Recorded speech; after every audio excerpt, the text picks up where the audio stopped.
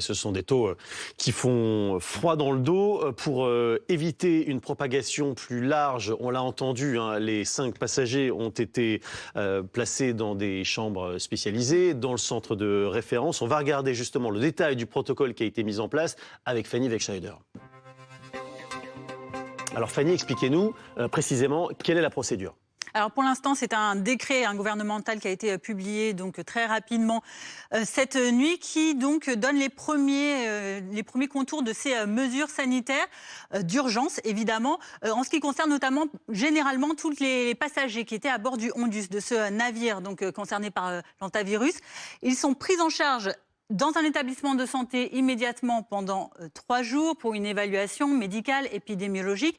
À l'issue de ces tests, s'ils sont testés positifs donc à l'hantavirus et que donc ils ont les symptômes, ils sont isolés à l'hôpital pendant une durée de 42 jours. Ça correspond à la période maximum d'incubation de l'hantavirus, donc des Andes. Si c'est négatif, là, ils sont maintenus à domicile pour la même période, également de 42 jours.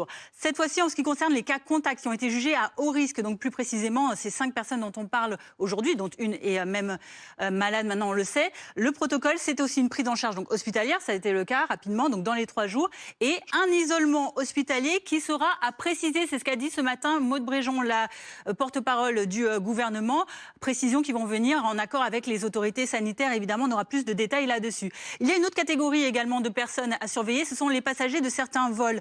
Ceux qui ont notamment transporté des personnes décédées, des croisiéristes décédés, ceux entre l'île britannique de Sainte-Hélène et Johannesburg en Afrique du Sud, puis entre Johannesburg et Amsterdam aux Pays-Bas. Ceux-là sont maintenus à domicile en quarantaine, donc pendant 42 jours également, les 6 semaines d'incubation.